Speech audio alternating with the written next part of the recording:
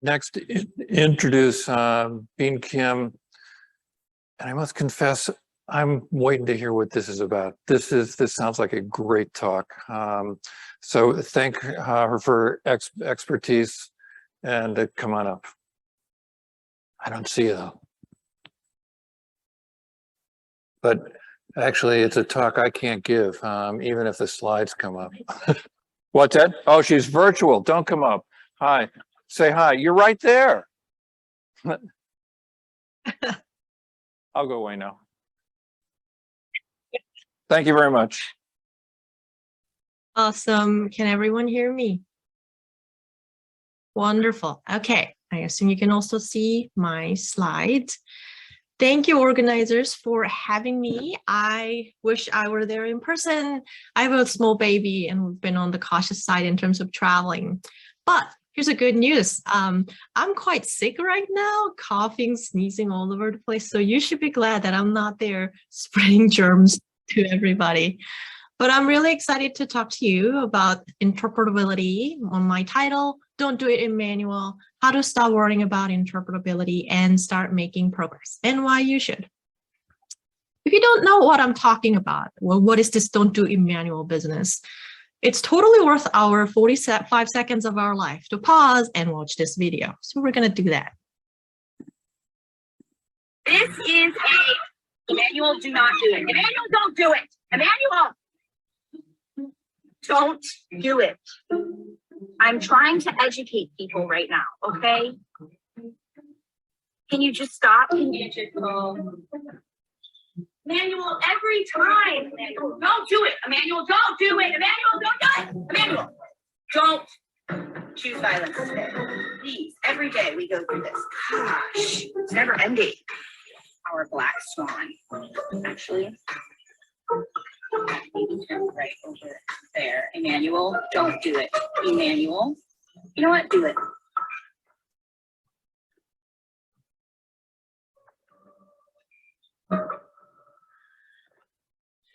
Okay, so how is this relevant to this talk? Well, somewhat. I'll share with you my thoughts on what we should and what we should not do in order to make progress in interpretability. More importantly, I want you to remember what not to do by associating this talk with Emmanuel, and we'll get back to that. So interpretability for many years has been about making tools that can provide explanations. And this cartoon is from XKCD, describing the spectrum of tools when they start solving problems to start creating problems. And by no means I'm stating that interpretability has become a tool that creates problems, but as I've been deeply engaged in this field for the past 10 years, a pattern emerged that made me worry. And this concern of mine comes from caring. If you don't care, you don't worry. And this talk is about those who share similar concerns and those who sometimes lose sleep over this. And if you aren't worried about this, hopefully this talk will serve as a source of caution on your ongoing journey in applying machine learning in healthcare domain. So here is my list of worries. My biggest worry is that the tool will create problems rather than solving it. This would be the case if we were better off just not having any of these explanations at all. And creating concrete examples of this is overtrust. People use explanations to form unfounded trust. And second, human bias. We can use this explanation to pursue our own agenda, amplifying human error. The complexity and ambiguity of the definition of explanations has been discussed for a long time, psychology and philosophy, and this makes evaluation of explanation having to be tied to end goal, depending on the context. And this ambiguity itself is not a problem. Many problems are ambiguous. The core skill in research is being able to break down this seemingly unsolvable task into solvable pieces. But the problem I've seen is this inherent ambiguity is often used to fundamentally undermine efforts in this area. Now, another worry is how fast the models change, and therefore how the demands, the end goal changes in the field so fast, and it's hard to keep up. So to help us stop worrying and start living, or start making progress, I prepared for you a decision flow chart. Now, I can't promise about your happiness, but I can tell you this is how I found my happiness. So if you don't lose sleep over these worries, good for you. But here's bad news. You're here today and supposedly to listen to this talk. And I hope you stay throughout the talk because we're going to learn something new today. Now, if you don't want to do something about it, you follow this line of flow chart, then you become a state of paralyzation with anxiety. I've seen folks just anxiously sharing their thoughts on Twitter, and even though their worries are not followed by actions or concrete work to make progress. And I don't think that's healthy because then you're holding on to this anxiety that will only grow on you. So I really hope that you will do something about it. And this flow chart doesn't just apply to interpretability. Likely to apply many other research topics because it reflects the nature of passion. Like you're passionate about it, you start to see things that could be done better, and hopefully you will choose to follow your passion with some actions. So in this talk, we're going to talk about 3 ways you can do something about it. First, science. You can study these machines as an object of scientific study. You can add a human in that mixture to study humans and machines and their interactions as a science. You can make tools. We're going to specifically talk about understanding fundamental limitation and how to tell when solving problems turns into problems. And perhaps more importantly, cleaning up, correcting, and undoing the research that we did. First, science. There has been a lot of work in machine learning to argue to study these machines from sort of anthropology point of view. So Bertology is a good example, studying inherent biases like texture biases in convolution neural network is another. But in this talk, I'm going to share 2 work that we did on this level. One, gestalt effect, how if machines share strong visual phenomena like humans. And we're going to look at Superhuman, AlphaZero, which is a chess playing machine from DeepMind, to see whether how it understands the game of chess. And you might wonder, wait a second, why does studying this kind of issues of game and visual phenomena is relevant to healthcare? Well, science is about improving fundamental understanding. And these may not directly connect to tools that you need today, but improving our understanding and advancing science will help us make better tools. Because we don't treat patients based on trial and error. We develop fundamental understanding about human biology, which helps us see errors and make better decisions. And just like it's hard to imagine medicine without biology, it's hard to imagine that we'll build good tools without improving our fundamental understandings about this complex organism called neural network. So let's talk about gestalt effect. This is a strong tendency in the human visual system to complete an incomplete shape. So for example, you see these 2 set of dots as 2 groups, and you see these dots as a continuum or one thing. The one that we think about in this work is closure effect. And when I show you this picture, your eyes can't help but seeing a triangle, but there is no triangle in this picture. There's just 3 brackets. And this is a very strong visual phenomenon. Even after you can't help yourself but seeing a triangle. And some argue that this is for our survival. If you see a bear behind a tree, you really want to know that it's a bear before it's too late. So our question was, do machines have the gestalt effect too? We use a simple metric we call closure measure, super simple. In the machine's activation space, for those who are not familiar, this is like inside of a neural network, how it represents the world, its numbers and vectors.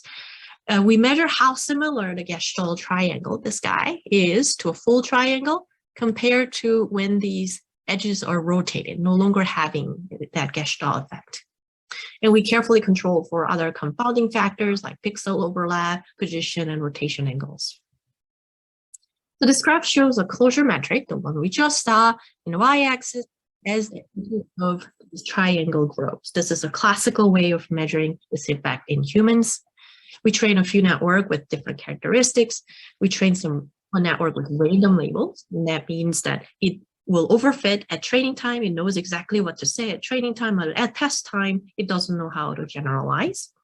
We also train one with the shuffle pixels. So we shuffle all the pixels, destroying the structural information in the image.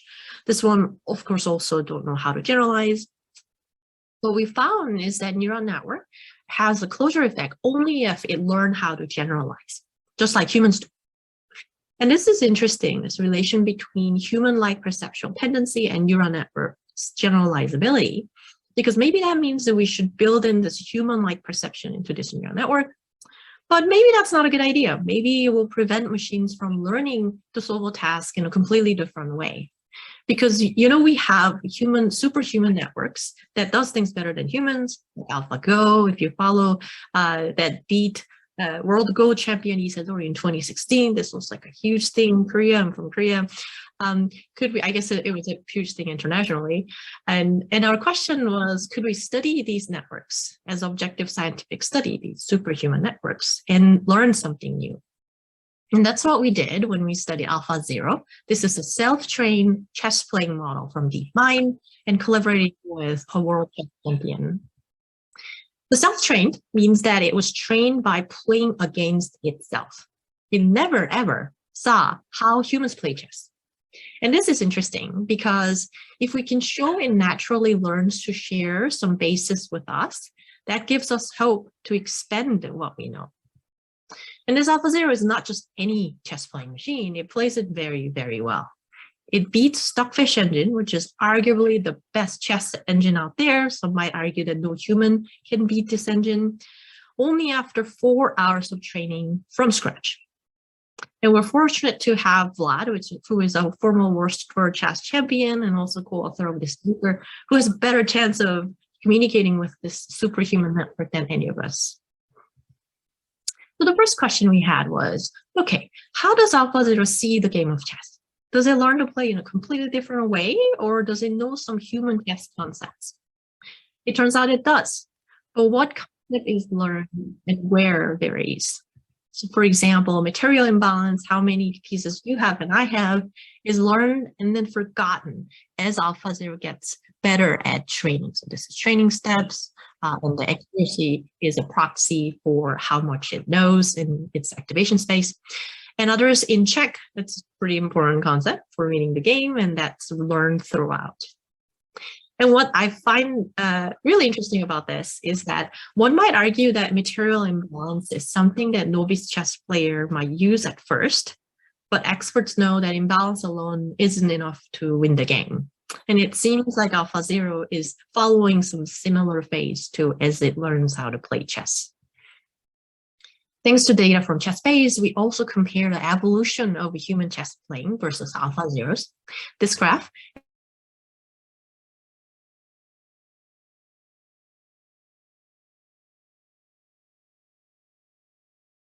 for the history of human chess. This is 1400 right here.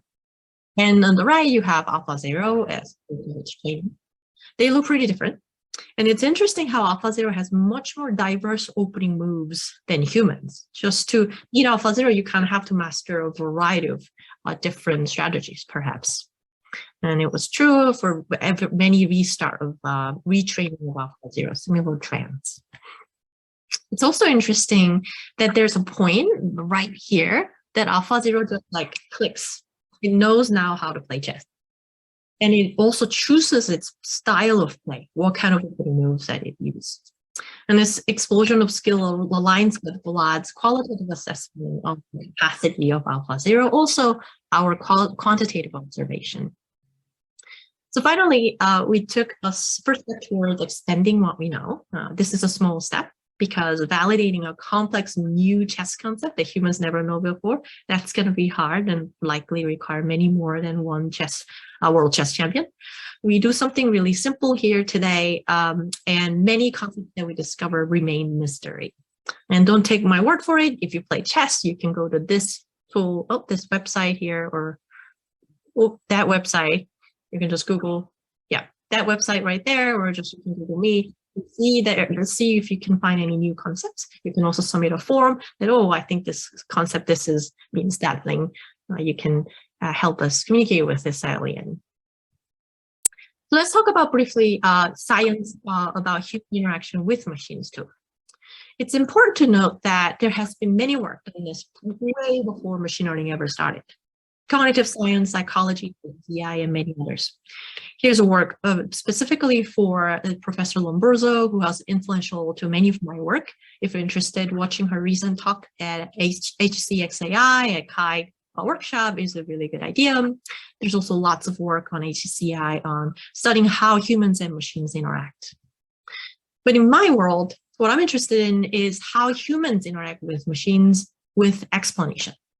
There's lots of things to consider, types of explanations, what are the goals, and then what are the different factors like length of explanation will matter, which we study in large-scale human experiment in this work. But the work that I want to share today has to do with accuracy of explanations. Specifically, how do noisy explanations help humans, if at all? To answer this question, we conducted human experiments by designing a planning game. Remember, this is a toy game, still as trying to answer a pretty basic question. In this game, subjects are playing as a chef in a busy kitchen. The goal is to run a successful restaurant, making complete meals as quickly as possible. And sometimes you get advice from a machine and they can decide to take it or not. So each control group gets a different type of explanation. One anchors the explanation to a higher level goal, so showing a forest instead of a tree, like chopping a tomato so that you can prepare pasta. And the other, you're just telling what to do next, showing just a tree. Other times, they get no explanations. Some groups got intentionally noisy explanations, noisy forest and noisy tree. And we use optimal planner that generates explanations with any amount of noise of our choice. So our goal here is to figure out the impact of noisy explanations, slightly incorrect explanations across different types. So it turns out that when we anchor the explanation to a higher level goal, the noisy, the forest, noisy forest it is still helping humans in this complex learning task. But if you only show a tree, then there is more degradation in human performance. But maybe that's not that very surprising because anchoring things to higher level goals sounds like a good idea. But this was what was surprising to me. If you use noisy forest, only is as good as perfect forest if you use these explanations to train humans. So instead of guiding humans at deployment time, we're using them to train only. Then the forest and noisy forest helps humans plan statistically significantly better than any other conditions. And this gives the hope that even if explanations aren't perfect, because they never will, they can help humans to be more efficient in complex tasks such as this one. So next, let's talk about tools. Second, we're doing something about it. We have many tools, and likely spanning the whole spectrum of tools. Some are useful, some are not.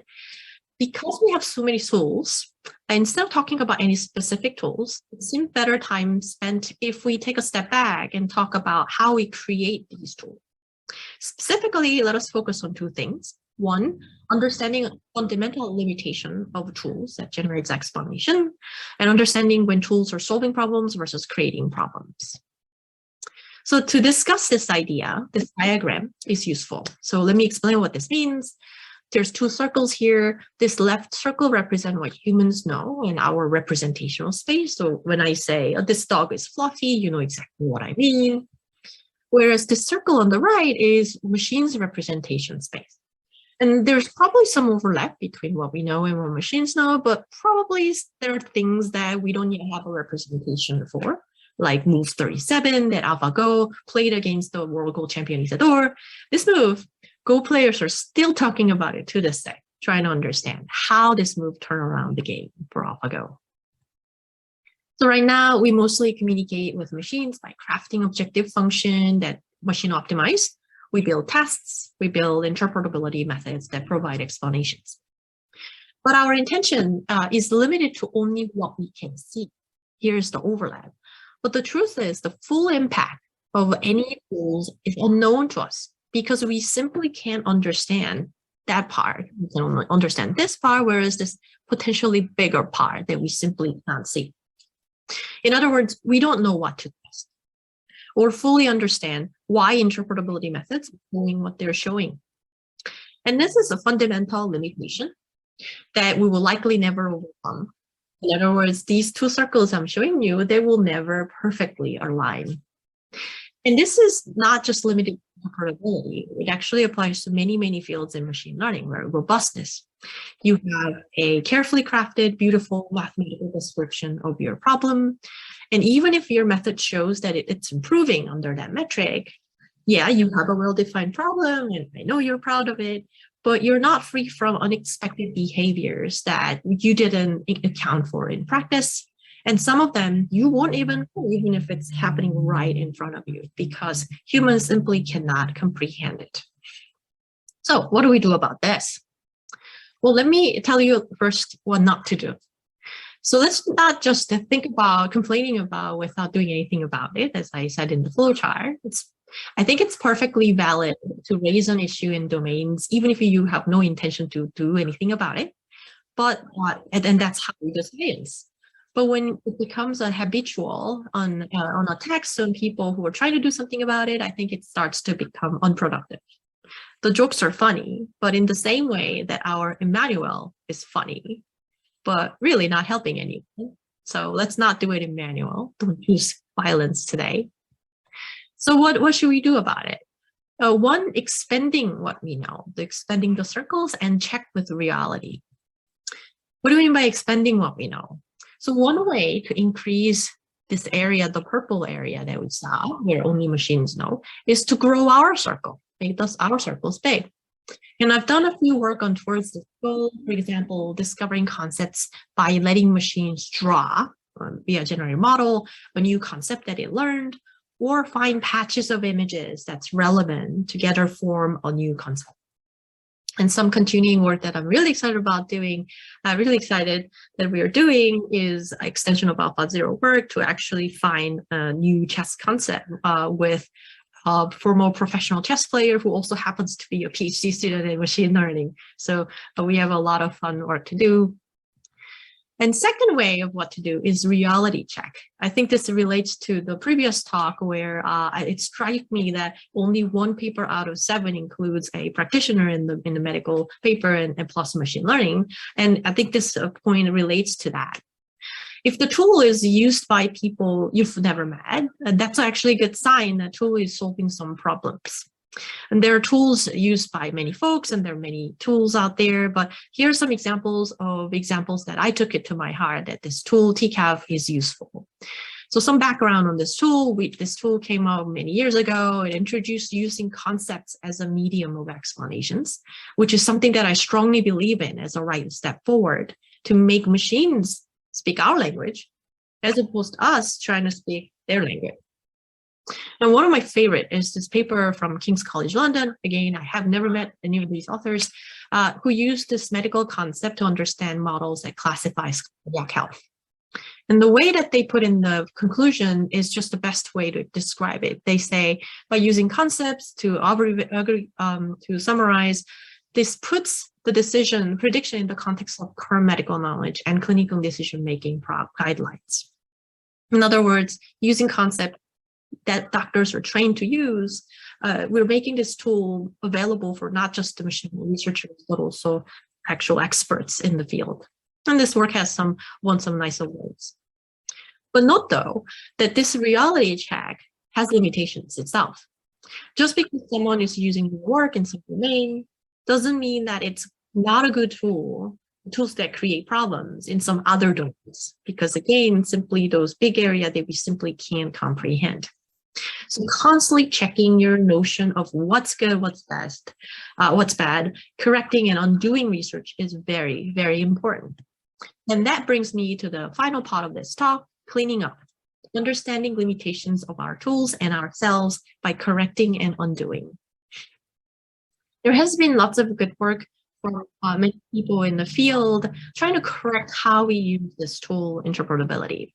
Some show that by having interpretable model, you actually disable people from detecting models error. Others show that there's huge overtrust from participants when they're excited, they just like the visualization. And even though they don't really understand what the visualization is showing them. And these are among many great set of work on interpretability that applies adding substance. And in fact, there's a whole book about this undoing, removing things, help science. In other words, I'd love to call this Marie Kondoing interpretability. So let me share one of our work on subtraction. Here are examples of popular explanation called saliency maps. And for an image classification model, each pixel gets assigned to a number indicating how important it is for each prediction. And this looks like this, or this word picture. You might look at this and say, oh, okay, that makes sense. But the bad news is that these two similar explanations, one comes from trained network and the other comes from untrained network, completely random prediction. In other words, explanations that are supposed to explain prediction seems to have nothing to do with prediction. And these two networks makes fundamentally different prediction decisions based on different logic. So is this okay? Well, if my doctor accidentally used an untrained model to decide my medical condition, and if the explanations can tell them that they're about to make a life-changing decision with that, and you can't tell it based on explanation, I am not fine with that. So often I show these pictures to people and switch the labels. And often, many times, people are still sure that they're seeing something they're seeing in the trained network that it doesn't exist in untrained network. And this is also true when I switch the labels too. This is a well-known phenomenon called confirmation bias. Humans are really good at seeing evidence that supports their belief. And I think this bias is partly why our community never discovered this phenomenon until, honestly, we only stumbled upon it. For years, many looked at these explanations and say, well, that makes sense. And many worked on these methods, including myself. So despite much follow-up work on this phenomenon, we still don't fully understand why this happens. Is this because the information is there and we just don't understand it? Or are these methods something wrong with these methods? But puzzling thing is that these methods are shown to be useful for certain tasks in practice. So what this work points out is a large gap in our fundamental understanding of what these explanations are showing and what they can and cannot be for. So in follow-up work, what can we use these explanations and what we cannot? This is the question we wanted to answer. Can these explanations help with any of the typical debugging tasks of a practitioner? So to test this, we intentionally injected errors in the system. So for example, I can insert labeling errors at training to before training, or add spurious correlation and many other errors that typical machine learning system may have. And then we show an input image, a prediction, and an explanation to people, different group for each, different methods for each group, some saliency maps, some are not. And then we ask subjects if they would deploy the system. And we're testing whether explanations can help them validate the machine learning system. The results were rather disappointing. So the error that human could only detect this way was spurious correlation. So in another follow-up work, we ran another study to see just what kind of spurious correlation humans can detect in medical domain. So here, some spurious correlation is visible, like MLHC tags in this X-ray, and some others are visually not clear. It's a Gaussian blur spread out all over this image. The TLDR is that existing methods can help you only if you knew what the spurious signals are. So as a baseline, this is a normal model. It's not using the signal. Here are spurious models that are using this MGH signal. And if you knew MGH tag might be a problem and tested for it, then you're good, because it falls into this region that we can understand, we humans, and because you can kind of see this MGH tag highlighted here. But if you didn't suspect the tag would be a problem and therefore didn't test for it, then subjects were not able to detect errors. So this study shows a few things. That one, we need to be vigilant in testing. It required our suspicion to collect these images with the spurious correlations. And two, we need to understand limitations. There are likely things that current set of tools simply can't help us. Like Gaussian blur case, there is just simply no way that we can tell from these explanations. So I hope my path for happiness resonated with you, and you can find your own happiness in this flow chart. And depending on what actions you would like to take, we talked about 3 ways to do something about it. If you love asking questions just because you're curious, then science is really good fit for you. If you love solving problems, inventing things, making tools while understanding their limitations, then making tools is good for you. If you love challenges and breaking things, I certainly do, or tidying up things, then Marie Kondoing interpretability is a good fit for you. And whatever it might be, I hope we all put our efforts together to make progress on this important problem and do something about it and not being the Emmanuel. Thank you.